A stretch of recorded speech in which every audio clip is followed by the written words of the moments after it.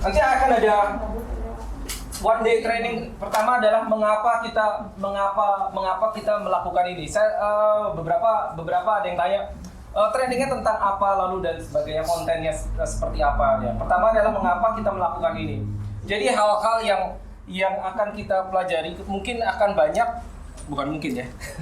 Akan banyak hal-hal yang tidak pernah atau mungkin belum pernah saudara dengar di mimbar, atau hal yang mungkin rada sulit disampaikan di mimbar. Ini akan kita cover di sini. Dan tentunya ini baru hari pertama dari sekian seri. Ini seri yang pertama. Seri yang pertama ini adalah pendahuluan. Seperti saudara tahu, hari ini kita membahas konsep manusia baru. Kenapa konsep? Karena konsep selalu berkenaan dengan pola pikir, ya, mindset. Ya, itu yang penting sekali yang harus kita pahami. Nah, kita akan masuk ke pendahuluan ya. Ya, sebelum masuk ke materi, masuk pendahuluan. Nah, ini seri pertama. Nantinya ada beberapa seri. Rasanya saya ingin langsung lompat ke seri terakhir karena itu yang paling menarik. Iya, maksud saya gini, ini serinya itu nanti ada yang jelas akan ada tentang healing. Nah, healing yang ini akan berbeda dengan yang saudara jumpai di SOM. Dan saya perlu ingatkan sekali lagi bahwa ini adalah training. This is not a sermon. Training. Bedanya apa? Kalau sermon mungkin sermon atau khotbah. Jadi saudara duduk mendengarkan, menikmati mungkin merasa atau ada yang dikuatkan dan seterusnya. Jadi ini training, ini beda. Training adalah sesuatu yang diberikan kepada saudara dengan harapan saudara menguasai dan saudara nanti yang akan melakukan. Itu training. Amin. Ya, di mana-mana kayak di dunia profesional, mungkin di kantor saudara pasti pernah mengalami yang namanya training. Jadi training ini bukan sermon. Ya, jadi tidak ada yang pasif. Nanti pada saat sudah sampai sini ini, setiap saudara akan praktek. Setiap saudara akan praktek. Jadi tidak akan ada yang jadi penonton, hanya menonton. Nah, itu bedanya training dan sermon. Ya, kalau sermon mungkin kita tinggal duduk menikmati dan ya ada yang setuju ada yang enggak. So this is totally different. Ya, itu perlu diingat. Nah, ini seri yang akan nanti ini healing tentunya nanti pada saat sampai sini akan lebih dari satu. Lalu ada tentang spiritual warfare. Lalu ada power and authority. Terus nanti ada tentang ini penting sekali. Lalu praise and worship, dan ada tentunya ada seri yang lain yang akan kita masuki dan kita baru pertama. Dan semua seri ini terkonek satu dengan yang lain. Nyambung, sebetulnya nyambung. Seperti tadi saya bilang, rasanya hari ini saya rasanya sih udah pengen masuk yang ini.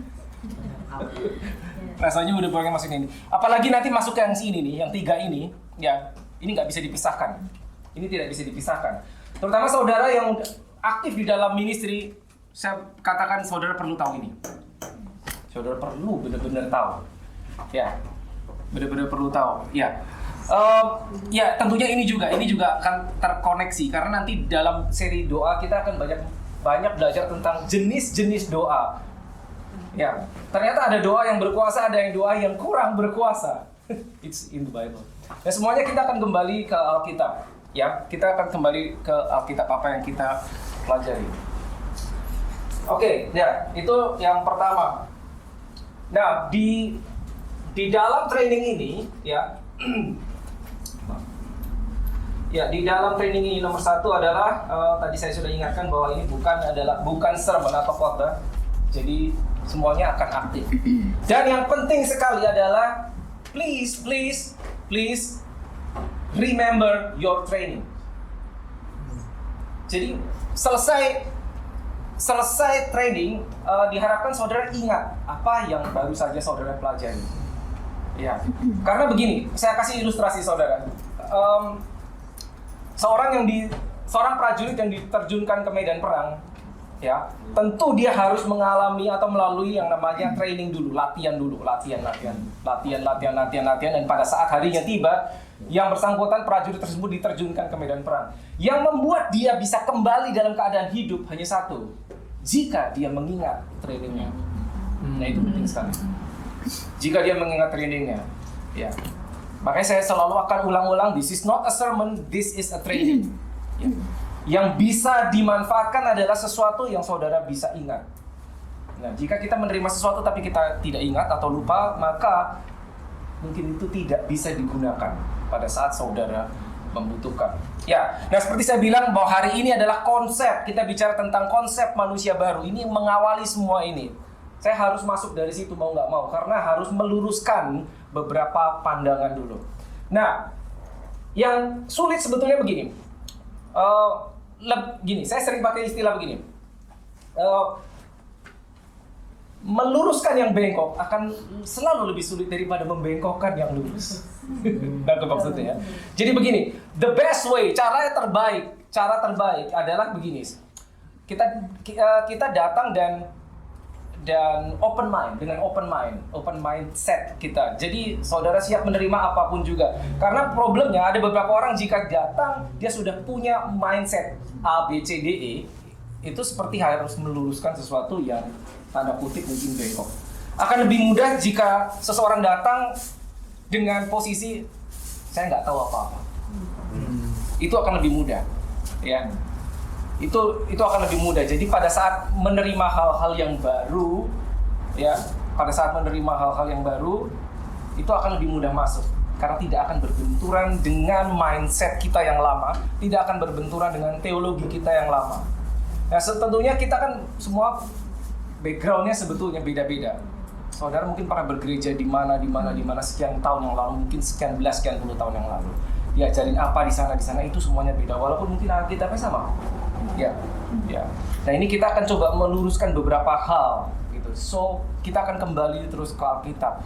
At the end of the day, at the end of the training, jika saudara setuju atau tidak setuju dengan dua hal, it's okay, it's up to you. Terserah. Tapi kita akan membahas atau akan disampaikan hal-hal yang dari Alkitab. Ya, sekali lagi itu penting sekali. Ya.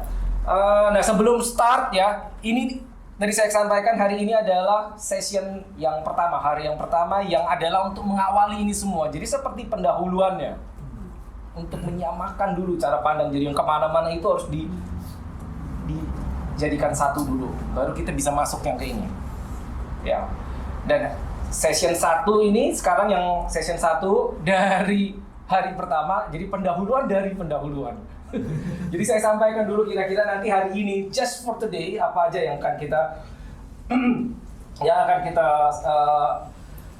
kita pelajari. Ya, jadi mungkin hari kedua dan seterusnya mungkin kita bisa sedikit lebih cepat karena ini nggak perlu saya ulang lagi. Ya.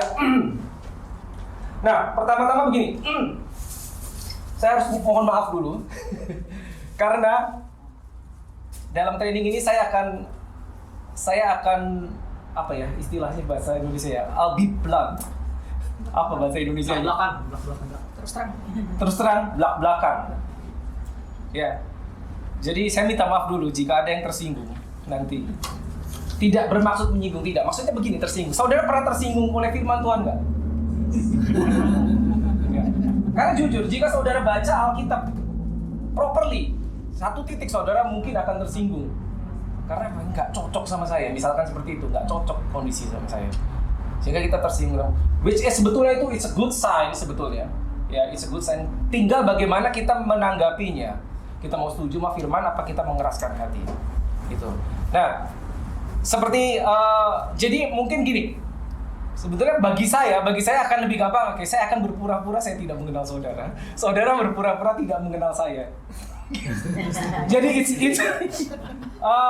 karena gini, karena ya gimana mau? Karena semua wajah yang di sini saya sudah kenal, sehingga rada sulit jujur buat saya untuk blunt, untuk terus terang. Karena aduh nanti nggak enak sama si A, si B, si C, sehingga tidak natural. Ya. Jadi saya berusaha nanti itu saya akan buang. Jadi apa adanya, hitam adalah hitam, saya sampaikan putih adalah putih. Setiap kita pernah melakukan kesalahan, setiap kita pernah berjalan tidak akurat. Ya, jadi pada saat kita buka Alkitab ketemu yang akurat demikian, ya itu yang akan saya sampaikan. Tinggal terserah setiap kita masing-masing menanggapinya seperti apa. Ya, itu dia. Oke, saya udah minta maaf, jadi enak berikutnya. Dikasih nggak maafnya dari Nah, itu masalah. Maju terus. Bisa jangan singkat, saya ketinggalan. PW apa? Oh, praise and worship. Maaf. Praise and worship. Yes, ini praise and worship. Nah, ini juga berkaitan. Maaf ya, tulisan saya. Oke. Ya, jadi gini. Seperti seorang atlet lari. Ya. Dia akan start mungkin pada saat seorang atlet dilatih, dia akan start mungkin untuk sebuah pertandingan yang katakanlah yang paling pendek jaraknya 100 meter mungkin ya, lari 100 meter. Ya, sprint ya, lari 100 meter. Lalu mungkin nanti dia bisa meningkat ke yang 400 meter, 500 meter, 1000 meter, 10.000 meter sampai mungkin maraton. Maraton berapa meter sudah tahu? 42.195. 42,195 kilometer, bukan meter. Ya, jadi 42.000 meter sekian itu. Nah, tentunya itu butuh daya tahan. Gitu. Tidak semua orang bisa lari 100, bisa lari di maraton karena butuh daya tahan. Sama dalam hal apapun juga, dalam setiap kelas seperti saudara tahu di SOM angkatan 1 40 orang. Rontok, tinggal dikit, tinggal 20 orang gitu loh. Ya, saya tidak tahu nanti siapa yang akan bertahan sampai garis finish. Apakah ada beberapa yang berhenti di tengah jalan? It's okay. For me, buat saya pribadi, that's okay. Nggak masalah gitu loh. Karena saya selalu berpikir Yesus itu cuma 12 memuridkan. Kapasitas seorang Yesus dia bisa memuridkan mungkin 20, 200 orang bahkan. Tapi dia cuma 12. Itu pun satu jadi Yudas. Ya, jadi mungkin nomor satu adalah hasil akhirnya adalah kualitas bukan kuantitas. Karena 12 orang itu menjungkir balikan dunia pada akhirnya. Ya, saya nggak tahu. Tentunya saya berharap yang ada di ruangan ini semuanya bertahan sampai seri ini. Amin. But jika tidak, that's okay. Gitu. Jadi saya harus sampaikan dulu. Kalau saudara tanya mungkin nanti ini kapan? Saya juga nggak tahu kapan. Karena sekali lagi bahwa ini adalah yang pertama. Kita belum pernah melakukan model seperti ini. Jadi ini tidak seperti SOM, makanya dibikin efektif. Dengan harapan satu harian ini saudara bisa fokus gitu. Fokus benar-benar satu hari fokus. Kalau SOM cuma 45 menit, ketemu minggu depan, apa yang terjadi Senin sampai Jumat itu bisa membatalkan atau mengacaukan yang 45 menit diberikan hari Minggu. Ya. Oke, jadi ini pertama. Jadi ke depannya seperti apa jujur saya juga belum tahu, tapi kita berharap. Ya. Nah, di training ini saudara akan dibawa ke area-area yang dalam. Jadi banyak statement-statement yang mungkin akan mengagetkan saudara, sesuatu yang belum pernah saudara hadapi, yang lebih dalam, atau mungkin yang bertentangan dengan teologi pribadi. Nah, itu akan terjadi clash di dalam mindset. Pada saat dikatakan A, sementara kita sudah mempercayai B bertahun-tahun.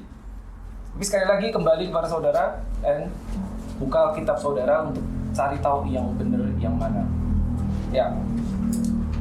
Next-nya adalah please be teachable, ya. Maksudnya sekali lagi tadi open minded, ya. Dan penting sekali untuk percaya kepada Alkitab kita. Meskipun jadi begini saudara, meskipun kita pernah diajari begini, tapi jika Alkitab ini berkata beda, kita punya pilihan mau percaya yang mana. Seperti itu. Nah, saran saya percayanya yang ini. Percayanya yang ini, ya.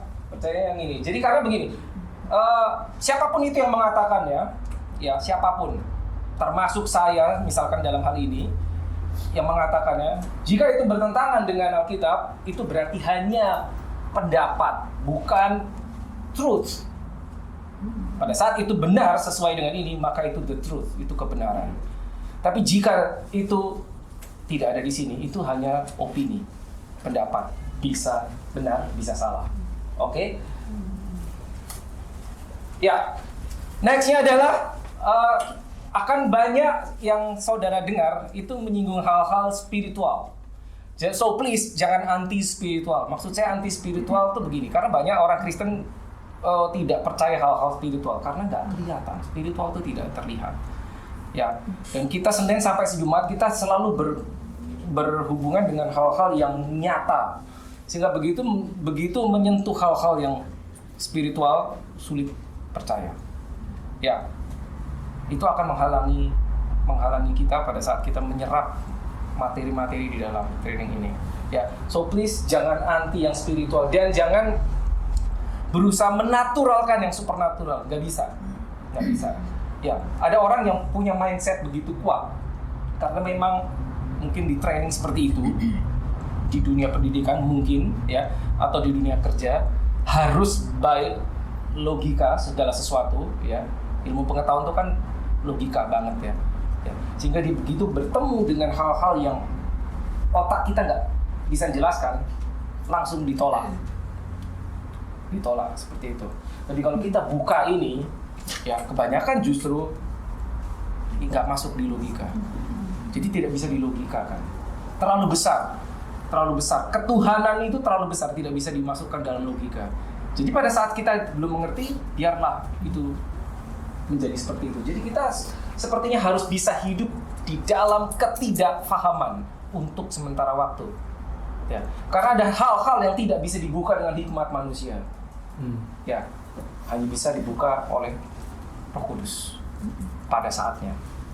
Jadi kita harus bisa menanti kapan. Kalau kita memang nggak tahu, nggak tahu. Nangkap nggak maksudnya? Saya kasih contoh singkat begini. Kenapa ada seorang didoakan si ini sembuh, si itu enggak, malah si itu meninggal? Kalau saudara berhadapan dengan itu, dan most likely saudara akan berhadapan, secara naluri kita akan berusaha mencari tahu kenapa Tuhan yang itu meninggal, yang ini kok sembuh. Itu nggak ketemu jawabannya. Kita hanya bisa berteori, kira-kira kenapa yang itu sembuh, dan seterusnya. Kita bisa berteori, tapi yang sesungguhnya terjadi, kita tidak tahu. Kenapa si ini meninggal? Akan ada teori-teori yang menjelaskan. Tapi apakah iya seperti itu jawabannya? Belum tentu. Itu nggak tahu. Jadi yang tersembunyi biarkanlah tetap tersembunyi. Jangan dipaksa mencari jawabannya dengan akal pikiran kita. Ya, karena itu nantinya ujungnya akan tidak alkitabiah. Ya, oke. Next adalah training ini, contohnya hari ini, ya sekali lagi tadi saya sudah jelaskan secara singkat, tidak bisa dihafalkan langsung. Jadi saudara selesai nanti sore langsung ingat semuanya. Tidak bisa demikian. Yang namanya pelajaran selalu harus ada repetition, pengulangan. Dan terserah saudara mengulangnya bagaimana nanti, ya sampai nempel. Segala sesuatu, bahkan misalkan saudara mendengar khotbah, seorang yang memberitakan firman Tuhan, meskipun itu Alkitab, ayat sekalipun yang titik itu masuk ke dalam hatimu, ya itu tetap harus menjadi revelation pribadi. Baru itu akan kuat. Karena pada saat siapapun yang mengatakannya, sehebat apapun dia, kalimatnya sebagus apapun juga, itu sampai mungkin ke telinga saudara, itu belum tentu at that moment saat itu adalah revelation atau pewahyuan buat saudara. Belum tentu. Itu adalah pewahyuan orang yang mengatakannya. Nah, pertanyaannya bagaimana itu bisa menjadi milik saudara? Meditate on the word. Saudara harus mengingatnya, mengulangnya, mendoakannya sampai itu menjadi bagian di dalam rohmu, maka itu baru bisa dipraktekkan. Seperti itu, ya. Jadi repetition itu penting sekali. Nah, ini menarik yang berikutnya. Akan ada halangan. Akan ada halangan. Pasti. Apalagi nanti kalau udah masuk sini. Warfare, peperangan. Peperangan itu dua pihak saling melemparkan senjata. Ya, akan ada halangan. Pasti. Dalam bentuk yang beragam. Maksudnya, pada saat kita lagi memulai baca Alkitab, kita mau serius, tiba-tiba ada aja yang menyebabkan kita nggak sempat. Ada yang menyebabkan kita lupa. Ya. Dan ingat, halangan apapun itu, belum tentu halangan itu sesuatu yang buruk, terlihat buruk. Belum tentu. Seringkali kalau halangan itu atau rintangan itu yang sesuatu yang buruk gampang kita tolak tuh. Tapi pada saat itu muncul dalam bentuk sesuatu yang terlihat baik, itu sulit kita tolak. Sulit kita tolak. Ya, saya rasa saudara semua pernah mengalami. Misalkan saudara punya target, katakanlah saudara punya target, saudara punya komitmen di hadapan Tuhan. Oke Tuhan, saya mau setiap hari 3 pasal. Setiap hari, apapun yang terjadi. Misalkan hari ini saudara buat komitmen. Perhatikan apa yang terjadi besok. Gitu. Atau saudara bikin komitmen, Tuhan saya mau tiap hari bangun jam 5 pagi atau jam setengah 5 pagi untuk baca firman. Perhatikan apa yang akan terjadi. Pasti ada halangan. Nah pertanyaan kenapa bisa demikian? Ya, jangan lupa bahwa kita ini spirit. Nah, makanya saya bilang semua harus melalui som keselamatan karena di situ kita belajar manusia sebagai roh, jiwa, dan tubuh. Saudara ini adalah spirit, saudara adalah roh. Sehingga apapun yang terjadi yang berkenaan dengan dirimu, it is spiritual. Meskipun terlihat tidak spiritual.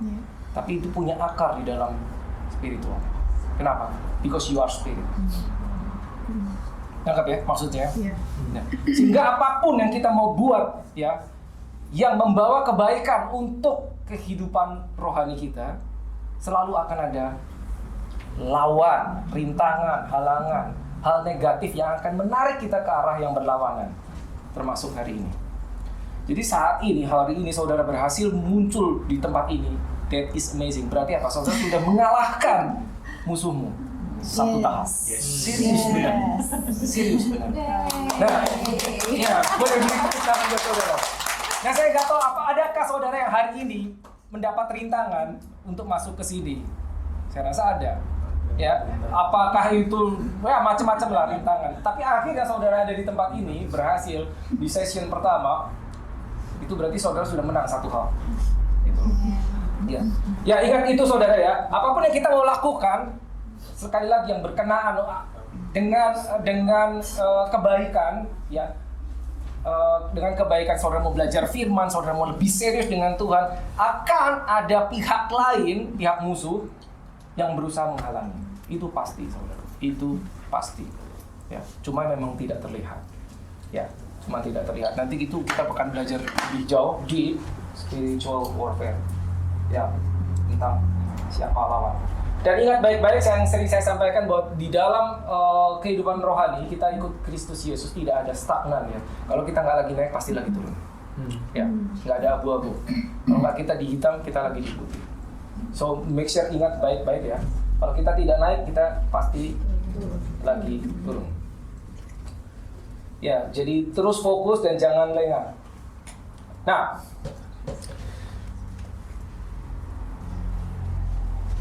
kalau di Bible study, kalau di gereja saya nggak berani ngomong gini, tapi di Bible study atau di sini saya berani ngomong gini. If you don't read this, your life might be in danger. Nanti di akhir ini saya akan ngomong sedikit beda. If you don't read this, your life in danger, you'll be in danger. Sorry, saya udah minta maaf di depan. Kalau di gereja saya nggak akan ngomong gitu di mimbar, karena banyak orang baru. Saya tahu at this moment dalam hati saudara sudah ada sesuatu yang mungkin kok gitu ya. Karena engkau spirit. Kenapa kok gitu? 1 Petrus 5 ayat 8, please.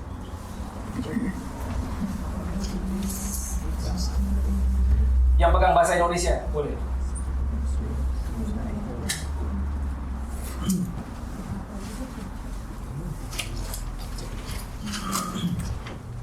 Petrus 5 ayat 8. 1 Petrus 5 ayat 8. Sadarlah dan berjaga-jagalah.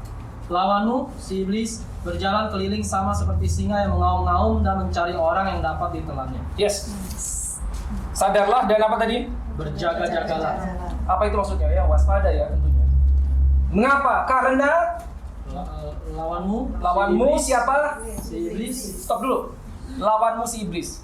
Berarti itu ayat sudah memberitahu kepada saudara ada lawan. Saat saya nggak tahu kapan saudara lahir baru, mungkin 10 tahun lalu, 20 tahun lalu. The moment you are born again, saat saudara lahir baru, tanda kutip, saudara adalah target. Gak enak kan? Baru mulai. Oke. Ya. Alkitab yang bilang, lawanmu. Apa yang dilakukan lawan? Yes. Lawan itu coba baca. Apa yang dilakukan ini? Berjalan keliling sama seperti singa yang mengaum-ngaum dan mencari orang yang dapat ditelan. Mencari orang yang dapat ditelan. Kenapa si lawan dia seperti singa ya? Seperti kan? Seperti loh. Berarti dia bukan singa, cuma seperti. Cuma seperti. Ingat baik. Mengapa dia harus berjalan berkeliling mencari?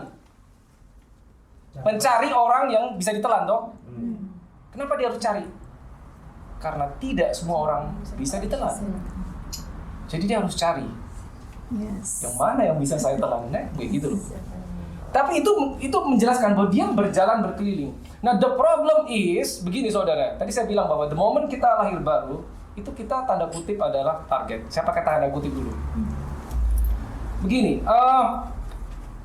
saat seorang lahir baru, waktu itu saya share sama siapa ya, lagi di pilot. Oh ada ada Ronald juga. Saudara menginjil orang, dapat satu orang lahir baru, entah itu dimanapun juga, saudara mungkin relatif atau mungkin di jalan. Orang itu terima Yesus. Pertanyaannya, saat orang itu terima Yesus berarti dia berpindah dari gelap ke terang, betul kan? Saya tanya, musuhnya diem aja apa? Enggak. Biarin deh, oke deh.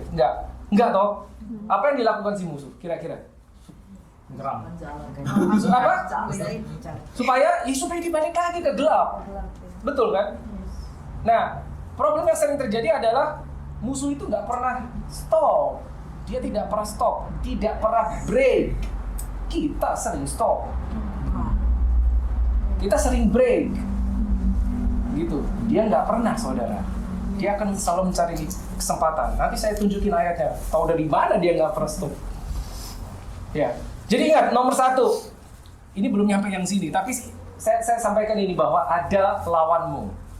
Ada lawanmu. Jadi pada saat kita mau melakukan sesuatu yang baik untuk Tuhan, kita mau berusaha naik di dalam kerohanian kita, pasti ada yang narik ke bawah. Pasti ada yang berusaha membelokkan kita. Itu udah pasti. Itu sudah pasti. Ya. Bentuknya macam-macam. Belum tentu sesuatu yang tanda kutip mengerikan, menyeramkan, atau sesuatu yang terlihatnya seringkali itu sangat halus. Caranya itu halus, tidak frontal, tidak selalu frontal. Yang paling populer yang dilakukan si jahat hari-hari ini adalah apa? Membuat kita sibuk. Udah gitu. Sehingga Senin, Selasa, Rabu, Kamis, Jumat kita nggak punya waktu untuk baca. Itu sudah menang dia. Kenapa? Karena kehidupan itu ada dia di sini, saudara. Senjata itu adanya di sini. Pada saat kita tidak punya waktu, kita bisa berargumen nggak? Gini, saudara kebayang nggak sih berargumen di hadapan Yesus? Pada saat nanti lah katakanlah di kekekalan kita berhadapan muka dengan Yesus, kalau dia nanya, kamu udah baca belum suratku? Sorry Yesus, saya nggak sempat, waktu di bumi saya sibuk. Baik.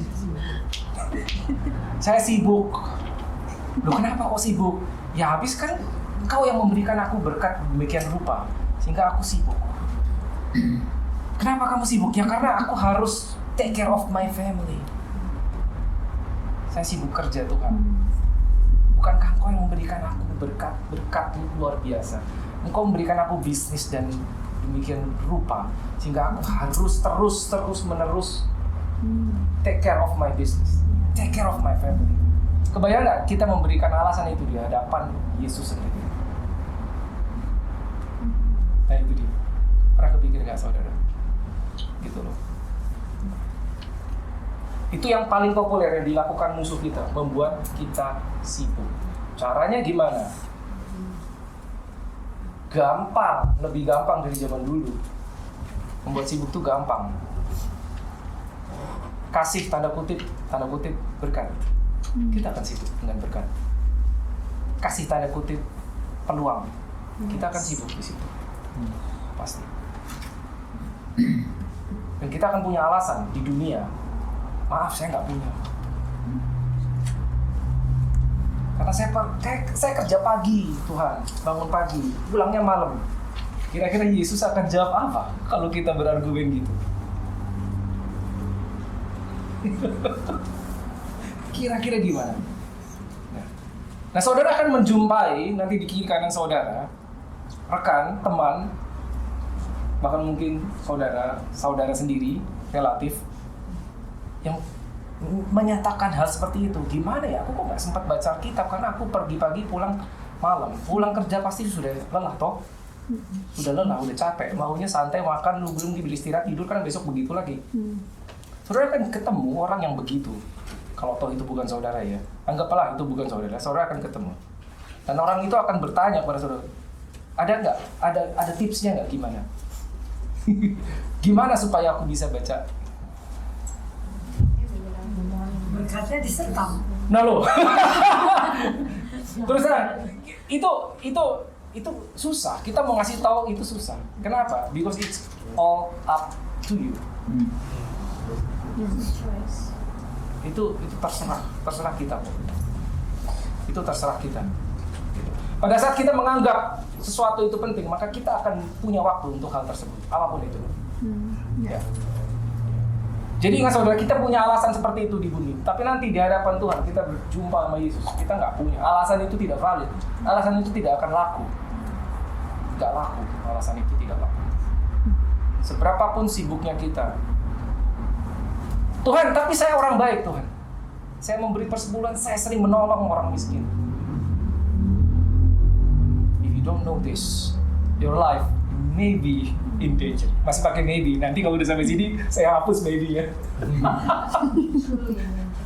Gitu. Nanti saudara tahu kenapa saya bisa hapus maybe-nya. Tapi if you don't read your Bible, alasan apapun, your life maybe atau can be in danger. Gitu loh. Oke? Ya, ini pendahuluan saudara. Ya, jadi please read your Bible. Read your Bible. Apapun alasannya, seberapapun sibuknya, jangan skip. Saudara ingat kan saya pernah share, you don't need the best network until you do. You don't need the best network until you do. You don't need to read your Bible until you do. You don't need to know about divine healing, spiritual warfare until you do. You don't need to know about healing until you do. Seringkali until you do-nya itu terlambat. Pada saat apa? Pada saat sudah ada selang, sudah ada infus, telat saudara. Gitu. Ya, persiapan selalu dilakukan pada saat damai. Ya. Latihan perang selalu dilakukan pada saat tidak ada musuh.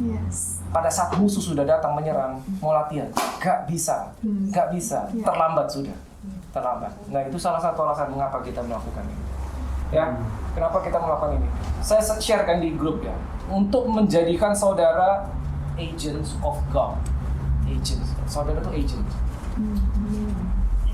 Mungkin saudara belum menyadar, tapi saudara itu agent. Ya, nanti kita akan belajar lebih jauh kenapa saudara disebut agent. Karena Tuhanmu nggak kelihatan. Jadi nanti hari ini, selesai hari ini nanti sore, saya akan banyak sampaikan apa yang saudara punya sebetulnya. Yang mungkin saudara belum tahu kalau saudara punya itu.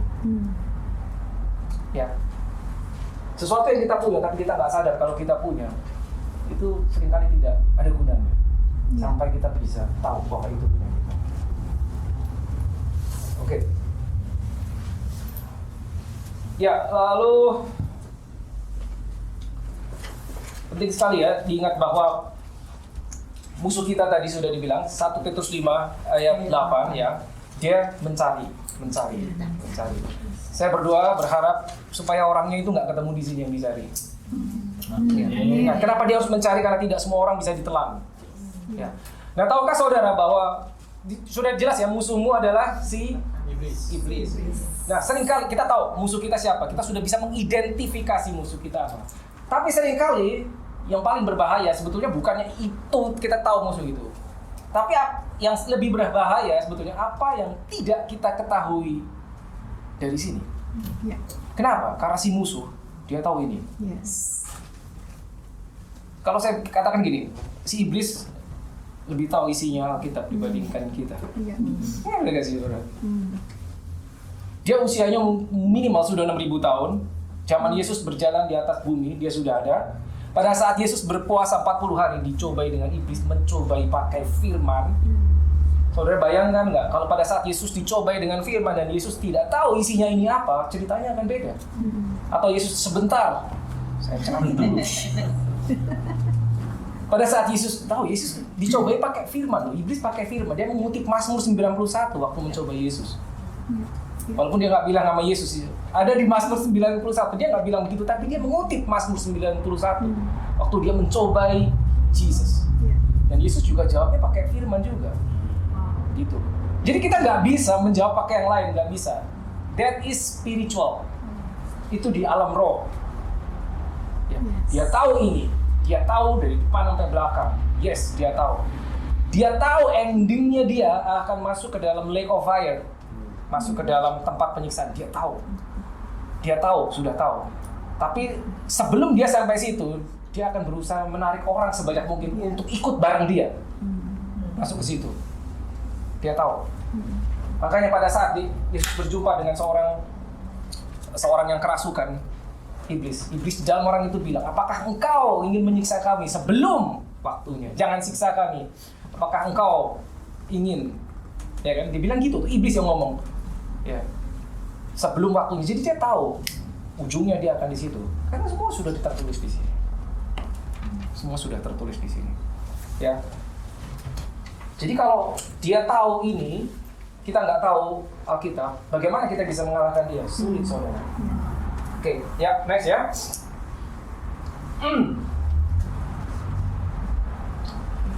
Ya, selalu ada dua hal yang perlu kita lakukan ya berkenaan dengan firman Tuhan. Yaitu baca Alkitab dan ya baca Alkitab itu begini. Baca Alkitab itu adalah awal. Ya, next step-nya adalah meditate on the word. Itu dua hal yang berbeda. Saudara bisa baca Alkitab misalkan 5 menit, saudara dapat 1 pasal, 2 pasal bisa. Tapi meditate on the word of God, it's the next step. The next step. Meditate on the word of God, meditate itu benar-benar mendoakan apa yang saudara baca, ya, mendeklarenya, pray in the spirit over di atas apapun yang saudara baca. Itu beda dengan sekedar membaca. Membaca mungkin 5 menit, 10 menit, 15 menit saudara punya waktu selesai. Tapi itu belum jadi milikmu. Sampai meditate in the word of God itu benar-benar mengunyah apa yang kita baru baca. Karena kalau kita cuma baca, kita cuma dapat informasi atau knowledge. Belum ada understanding-nya. Itu baru muncul pada saat kita meditasi di dalam firman tersebut. Nah, meditate on the word of God itu perlu waktu lama, saudara. Perlu waktu. You need to get alone with God. Jadi selalu dua. Read your Bible and get alone with God. Mazmur 91 dibuka dengan He who dwells in the secret place of the Most High God shall abide under the shadow of the Almighty. In the secret place. Kenapa harus secret place? Kenapa harus ngumpet? Get alone with God. Karena revelation-nya dibuka di tempat tersembunyi. Pada saat tidak ada orang lain, hanya engkau dan Tuhan saja. Tidak bisa. Bisa nggak saya sambil masak, mungkin sambil nyetir, mendengarkan firman Tuhan? Saya sering mendengarkan khotbah-khotbah kok sambil di jalan, sambil masak. It's good, but it's not enough. Tidak cukup, saudara. Saudara perlu punya akses direct terhadap firman Tuhan. Pada saat kita mendengarkan khotbah-khotbah hamba Tuhan yang bagus-bagus, saudara tinggal buka YouTube, banyak sekali khotbah yang bagus, banyak sekali pengajaran yang bagus. Tapi ingat, itu revelation-nya orang lain. It's not your revelation. Saudara harus punya akses langsung ke sini kalau saudara mau naik. Gitu loh. Tapi kalau saudara puas dengan itu, ya sudah itu. Atau kita nggak punya waktu mungkin. Jadi itu dua hal yang berbeda. Tetap ini harus dibuka, baca sendiri. Ya, itu revelation orang lain yang dikunyah dan diberikan, ya. Bisa kita terima, bisa. Tapi untuk menjadi milik kita, kita harus buka ini. Yes. Jadi apa? Read your Bible and get alone with God. Get alone. Alone itu sendiri. Sendiri. Mesbah keluarga, good. But it's not get alone. Saya punya mesbah keluarga dengan istri saya, doa bareng bersama, pujian penyembahan bareng, berdua saja. Tapi saya punya waktu untuk sendirian, tanpa istri saya. Dia punya waktu sendirian. Sendirian. Biblical. Biblical, yes. He who dwells in the secret place. Secret place, tempat rahasia itu sendiri, saudara. Makanya harus di tempat rahasia, karena nggak ada orang lain yang tahu. Yes. Ya, pada saat Yesus berkhotbah di atas bukit tentang doa, saudara boleh buka di Matius 5, 6, dan 7. Dia mengajarkan apa tentang doa? Jika engkau berdoa, masuklah ke dalam. Habis itu apa? Kunci. Tutup toh pintunya di belakangmu. Dan berdoalah kepada Bapamu yang ada di... Itu, it's in the Bible. Gitu. Maka Bapamu yang di tempat tersembunyi akan membalasnya. Dia akan membalas bisa secara terbuka. Tapi itu disuruh, itu Yesus sendiri yang ngomong, masuk ke dalam. Jadi sambil melakukan sesuatu, mendengarkan firman Tuhan, saya nggak bilang itu nggak boleh, it's good, but it's not enough. Sekali lagi, pada saat kita menganggap ini penting, kita akan punya waktu Yes. buat hal yang penting. Oke? Ya, apapun yang kita alami ya, Senin sampai Jumat, kesibukan kita, kebaikan kita, ketidakbaikan kita, kerajinan kita, kemalasan kita, ingat, musuhmu tahu itu. Yes, dia tahu. Dia tahu. Maka dia akan menggunakan yang itu untuk melawan kita. Kita sibuk, nggak punya waktu, pergi pagi, pulang petang. Musuh tahu. Maka dia akan menggunakan itu untuk membawa kita semakin jauh. Dia tahu, yes, dia tahu. Nah, mungkin ada yang berpikir, saya nggak pernah mengalami tanda kutip serangan-serangan si jahat. Firman Tuhan, Yohanes 10 ayat 10 berkata apa? Pencuri datang hanya untuk mencuri, membunuh, membinasakan. Itu kan 3 hal, mencuri, membunuh, dan membinasakan. Dia harus mencuri sesuatu dulu, baru dia bisa membunuh. Habis itu baru dia bisa membinasakan. Itu 3 hal yang berbeda, mencuri, membunuh, dan membinasakan. Nah sekarang gini, perhatikan baik. Pencuri datang hanya untuk mencuri, membunuh, dan membinasakan. Bayangkan, dia tidak akan datang jika di tempat itu tidak ada yang bisa dicuri. Ya, dia datang jika di tempat itu ada sesuatu yang berharga untuk dicuri. Ada, kalau engkau punya sesuatu yang berharga, mungkin dia akan datang untuk mencuri. Tapi seringkali kalau kita lihat seseorang yang mungkin berkata, saya kok nggak kenapa-napa, baik-baik aja hidup saya. Mungkin nggak ada yang berharga di dalam hidup dia untuk bisa dicuri. Kebalikannya, betul dong? Iya kan? Pencuri tidak akan repot-repot datang ke sebuah rumah jika di situ tidak ada yang bisa dicuri. Semakin kau serius di hadapan Tuhan, semakin kau mau naik level, maka banyak di dalam dirimu yang bisa dicuri. Tapi kalau kita lahir baru terus diam, gak ngapa-ngapain, maka tidak ada yang bisa dicuri darimu. Jelas ya? Oke, jelas itu. Ingat, ada musuh. Dan dia tahu. Kita ngapain aja Senin, dia tahu. Tuhan tahu, tapi dia juga tahu. Dia tahu firman. Tuhan tahu firman, dia tahu firman. Kita sering ragu dengan firman. Itu kondisinya, saudara. Itu kondisinya. Seperti itu. Nah, sampai di sini saya rasa saudara sudah mulai tahu kenapa kita melakukan ini hari ini gitu. Kenapa penting sekali untuk melakukan ini hari ini. Ya, saya harap saudara bisa menangkap sesuatu nanti di akhir dan mengingatnya. Satu hal lagi, kita ini sedang di dalam pertandingan atau balapan lah bahasanya, balapan. Kalau kita tahu bahwa si jahat tidak pernah berhenti, ya, kita akan tahu bahwa kita balapan. Kita tuh tarik-tarikan. Tarik-tarikan apa? Tarik-tarikan jiwa mungkin, yes. Seorang yang sudah lahir baru, itu baru awal, saudara. kita melayani seorang lahir baru terima Tuhan Yesus itu baru awal. Kenapa saya berani ngatakan gitu? Karena lahir baru itu baru lahir. Lahir baru itu baru lahir. Saudara kalau lihat bayi baru lahir, dia belum bisa ngapa-ngapain, dia harus dibantu, dia harus diberi makan, betul? Dia harus dirawat sampai dia besar, sampai umur tertentu baru bisa dilepas. Oke. Dia bahkan harus sebelum belajar berjalan, dia harus belajar merangkak, habis itu baru belajar berdiri, habis itu baru belajar berjalan, habis itu baru belajar lari. Ada yang namanya proses pertumbuhan.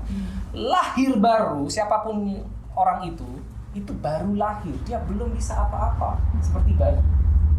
Dia harus diberi makan, in the spirit tentunya. Dia harus berada di lingkungan yang tepat, mendapatkan makanan firman Tuhan. Baru dia bisa bertumbuh di dalam firman. Gitu. Kalau yang terjadi dia lahir baru, oke, selamat ya kau lahir baru. Habis itu nggak ngapa-ngapain, jangan heran kalau cepat atau lambat dia balik lagi ke tempat gelap. Kenapa? Karena ada yang narik ke tempat gelap.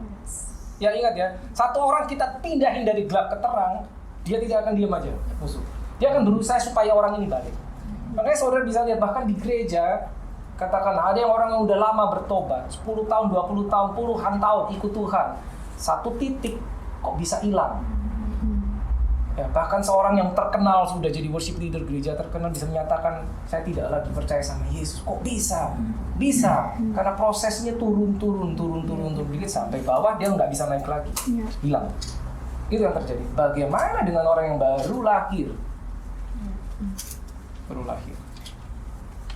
Itu. Jadi please check. Ada firman nggak di dalam hidup saudara? Ada firmankah di dalam anak-anak saudara? Ada firman Tuhankah di dalam kelompok selmu?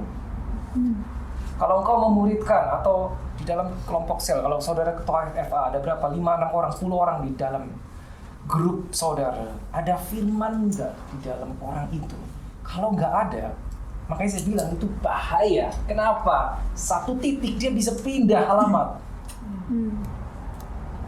Sebaik apapun kelihatannya orang itu, setulus apapun kelihatannya orang itu, dia tidak aman selama dia tidak punya ini di dalam hatinya.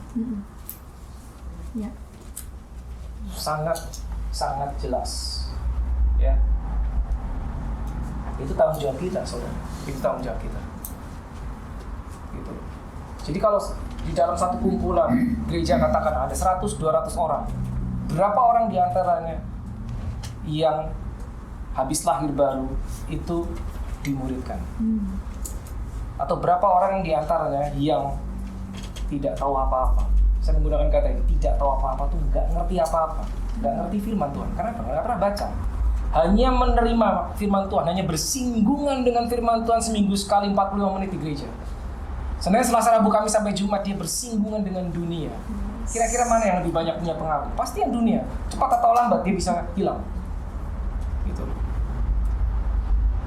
Jadi saudara, kalau saudara sudah tahu, saudara ini nanti bagian saudara untuk itu, memuridkan.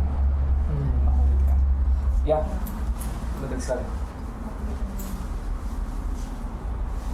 Jadi kita berada di dalam suatu perlombaan, pertandingan, tarik-tarikan. Istilahnya tarik-tarikan. Nah, ini ada beberapa ayat yang perlu saudara hafal. Bukan cuma saudara tahu. Kenapa? Karena ini training, bukan sermon. Ya. Tadi kita sudah mulai satu ayat ya. 1 Petrus 5 ayat 8. Tentang apa? Musuhmu. Ya, si iblis. Now, oke, ada beberapa key scriptures ya yang saudara perlu tahu. Dari 1 Petrus 5 ayat 8 sudah. Lalu ya ini masih pendahuluan ya. Nanti session berikutnya lalu kita akan masuk ke materi tentang perjanjian lama dan perjanjian baru. Ya, saya berusaha secepat mungkin untuk menghabiskan semuanya materi. Seandainya nggak cukup ya maaf, nanti mungkin bisa disambung ke yang saat yang berikutnya. Nah, seringkali kita berdoa untuk orang-orang yang belum mengenal Tuhan ya. Tuayan ya, orang-orang kayak gitu. Tapi anehnya Yesus pernah ngomong gini. The harvest is plentiful, but the workers few. Berdoalah kepada Tuhan yang mempunyai tuayan supaya Dia mengirimkan apa? Pekerjanya toh. Yang didoain pengerjanya, bukan tuayannya. Coba pikir baik. Nyadar nggak saudara? Itu 2000 tahun yang lalu. Tuayan udah banyak, pengerjanya dikit. Nah, seringkali kita berdoa untuk tuayannya. Yang kurang bukan tuayannya, pengerjanya. Orang yang sanggup menuai, orang yang punya kemampuan untuk menceritakan Alkitab. Ya, gitu loh. Makanya Yesus sebelum pergi naik surga, Dia pesan, jadikanlah semua bangsa muridku, ajarlah mereka segala sesuatu yang sudah kuajarkan kepadamu. Jadi pada saat saudara sudah mengetahui sesuatu, saudara harus mengajarkan kepada orang lain. Kalau ada kata ajarlah mereka, berarti saudara ngajarin. Ajarlah mereka berarti ada murid, saudara ngajarin berarti saudara gurunya. Gitu. Nah, itu adalah step kedua sebetulnya. Step pertama mereka lahir baru kan. Step kedua diajarin sesuatu. Lahir baru, ditangkap, dijaring, diajari sesuatu. Ya, jangan sampai begitu ditangkap, dijaring, didiamin aja. Ingat, lahir baru itu baru lahir, perlu kasih makan, perlu dirawat sampai dewasa, sampai memahami sesuatu, sampai mengerti sesuatu. Nah, di Alkitab pernah suatu kali begini. Saudara ingat waktu Yesus dicobai, sebelum break. Waktu Yesus dicobai di padang gurun 40 hari ya, Yesus berpuasa, ingat ya. Dia berhadapan langsung dengan the devil, iblis. Nah, the devil is not demons. Devil itu tidak sama dengan demon. Tahu nggak? Harusnya kalau yang pernah ikut second coming harusnya sudah tahu. Ini beda saudara. Kita tahu ada kingdom of God, ada kingdom of darkness. Ada dua, yang terang sama yang gelap. Kingdom of God, ya tentunya God Himself, Tuhan sendiri, rajanya. Kingdom of darkness kan ini rajanya. Jadi itu ada rankingnya. Ini bahasa Indonesia tentunya inilah. Ini one single person, satu orang doang. Satu, ya, bukan orang, is a spirit ya. Satu aja. Kalau ini banyak. Ini roh jahat, demons. Hanya seringkali di dalam penyebutan disebut, oh, they're devils, dikasih S. Sebetulnya ini satu. Ini kepalanya. Ini roh jahat. Di bawahnya dia rankingnya. Ada rankingnya, nanti kita belajar rankingnya. Di dalam kegelapan ada ranking, di dalam kerajaan Tuhan juga ada ranking. Ya. Nah, pada saat Yesus dicobai di padang gurun, itu yang datang bukan ini, langsung ini sendiri yang datang. Karena dia tahu ini sebetulnya the Son of God, cuma dia sedang berposisi menjadi the Son of Man. Jadi yang datang ini sendiri, mencobai Yesus itu ini sendiri. Ya. Pada saat kita berhadapan dengan roh jahat, most likely yang kita hadapi bukan yang ini. Ya, mungkin kita bisa berhadapan dengan ini. Dan ingat, mereka itu bukan seperti Tuhan, omnipresent, bisa berada di mana-mana. No, tidak. Hanya God Himself yang omnipresent. Kalau dia sekarang sedang berada, mungkin dia sedang mencobai siapa hamba Tuhan yang terkenal, dia tidak bisa di sini. Dia punya banyak ini. Oke? Nah ini mungkin saudara belum pernah tahu informasi ini. Jadi yang dihadapi Yesus ini benar-benar langsung ini. Nah, saudara bisa menemukan di Alkitab di beberapa versi ya, di Matthew ada, di Yohanes ada, saat Yesus dicobai iblis. Ya. Yang saya mau tekankan gini, saat selesai 3 pencobaan tidak berhasil 3-3-nya, betul kan? Yesus menang. Tapi ada kalimat yang berkata begini. Lalu iblis ya undur daripada Tuhan dan menunggu saat yang lebih baik, menunggu kesempatan yang lebih baik. Wait for the opportune time. Menunggu. Jadi dia nggak nyerah. Dia tahu dia kalah 3 kali cobaan nggak berhasil. Jadi dia menunggu. Dia nggak nyerah. Gitu. Makanya tadi saya bilang dia nggak berhenti kan. Dia cuma nunggu. Dia tahu kali ini dia gagal mencoba Yesus. Lalu dia mundur menunggu. Ya. Dia menunggu saat lain, saat yang baik untuk dia melakukan lagi serangannya. Contohnya, pada saat Yesus berkata kepada murid-muridnya, "Aku harus mati di Yerusalem." Maka seorang yang bernama Petrus bilang, berusaha mencegah Yesus. Ya. Kalimatnya Yesus apa kepada Petrus? Nyala iblis. Itu persis kalimat yang sama pada saat Yesus mengusir ini tuh waktu di padang. Get behind me, Satan. Itu percobaan. Setelah mundur, dia coba lagi. Gitu loh. Dia coba lagi melalui Petrus. Yesus bisa mengidentifikasi di baliknya ini adalah the devil yang berusaha mencegah dia untuk naik ke sana. Jadi ingat, musuh tidak berhenti. Gitu loh. Oke. Kita harus break. Sebentar. Apa yang bawa ininya enggak pipi? Belum ditutup, Pak. Oh, sebentar. Masih ada 5 menit. Sorry. Boleh tanya loh. Iblis bukan omnipresent. Ya, nanti disimpan dulu. Simpan terakhir. Pertanyaan. Dicatat aja. Ya, dicatat dan disimpan terakhir. Ya, kita masih ada 5 menit sebelum session habis. Nanti ada 10 menit break untuk toilet break atau ada yang mau minum dan seterusnya. Ya, nah itu penting sekali. Nah, ada ayat lain yang perlu saudara hafalnya itu, ya. Kita bicara tentang konsep, ini pendahuluan tentang konsep manusia baru. Nah, manusia baru itu adalah, ya kita baru, tidak seperti yang lama. Makanya nanti saya harus jelaskan bedanya yang lama dengan yang baru apa. Di Alkitab ada yang namanya perjanjian lama, perjanjian baru apa, itu bedanya apa. Nah, kita akan belajar di situ.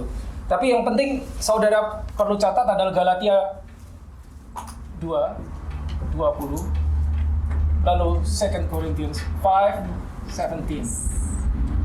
Ini saudara harus ingat.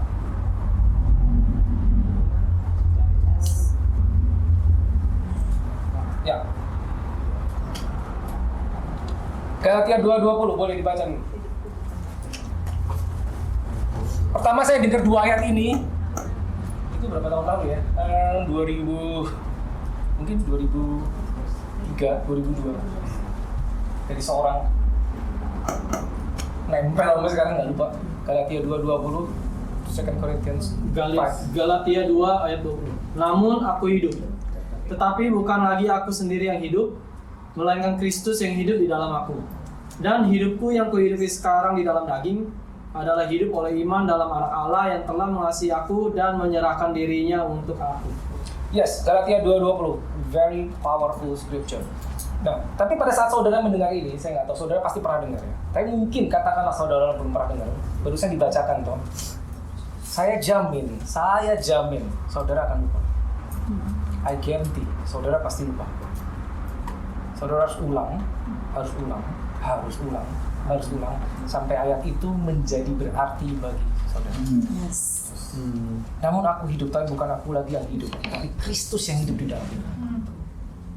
Namun aku hidup, tapi bukan aku lagi hidup, tapi Kristus di dalamku. Saya nggak tahu berapa kali saudara harus mengulang dan mengatakannya sampai itu masuk ke dalam seluruh jiwamu dan diterima oleh rohmu. Maka itu hidup. Nah kalau enggak itu akan kelewat gitu saja. Pasti. Kristus bukan kamu lagi, tapi Kristus di dalammu. Lalu 2 Corinthians 5:17. Jadi siapa yang ada di dalam Kristus, ia adalah ciptaan baru, yang lama sudah berlalu. Sesungguhnya yang baru sudah datang. Yes. Siapa yang di dalam Kristus adalah ciptaan baru. Yang lama sudah berlalu. Ingat dua kata itu, ciptaan baru. Yang lama kemana? Sudah berlalu. Sekarang baru, yang lama sudah berlalu. Tadinya kita lama, lalu sekarang jadi baru, yang lama sudah berlalu. Ya, ini penting. Oke, ada 2 menit. Saya kasih satu lagi. Colossians 1:27. Kolose 1:26-27 lah. Colossians 1. Yaitu rahasia yang tersembunyi dari abad ke abad dan dari turunan ke turunan. Ya, stop dulu. Ini Rasul Paulus yang ngomong. Dia bilang gini, ada sebuah rahasia yang tersembunyi. Berapa lama tersembunyinya? Berabad-abad. Dan dari generasi ke generasi. Rahasia tuh gini, kenapa disebut rahasia? Kenapa sesuatu disebut rahasia? Karena nggak ada orang yang tahu. Yang tahu ya cuma orang yang ngomong. Ini Rasul Paulus yang ngomong. Jadi dia baru saja dia mau mengungkapkan sebuah rahasia kepada jemaat di Kolose. Pada saat dia memuridkan jemaat di Kolose, dia menyingkapkan sebuah rahasia yang tersembunyi berabad-abad. Sampai nabi-nabi zaman perjanjian lama nggak ada yang tahu. Mereka tidak ada yang tahu. Rahasia apa itu? Ayat berikutnya. Tetapi yang sekarang dinyatakan kepada orang-orang kudusnya. Kepada mereka Allah mau memberitahukan betapa kaya dan mulianya rahasia itu di antara bangsa-bangsa lain, yaitu Kristus ada di tengah-tengah kamu, Kristus yang adalah pengharapan akan kemuliaan. Amin. Ya. Bahasa Inggris lebih akurat. Karena bahasa Indonesia bilang setelah kata ya itu. Jadi dia ngomong gini rahasia ya itu. Ya itu tuh maksudnya ini yang ini. Ya itu apa? Setelah kata ya itu Kristus Ada di tengah-tengah kamu, Immanuel. Kristus ada di tengah-tengah kamu. Itu kurang akurat. Kristus di tengah. Kalau bahasa Inggrisnya saudara, Kolose 1. apa? Yes. Ya, 26 dan 27. Yes. Kalau bahasa Inggrisnya lebih akurat. Bukan Kristus di tengah-tengah kamu, tapi apa? Kristus di dalam kamu. Bayangkan, itu tersembunyi. Kita yang dengar ini, mungkin kita mikir, ya oke lah, nggak terlalu gimana-gimana. Itu tersembunyi. Sebut nabi apa, nabi siapa di perjalanan, mereka nggak ada yang tahu. Kristus di dalam kamu. Christ in you, the hope of glory. Christ in you. In you.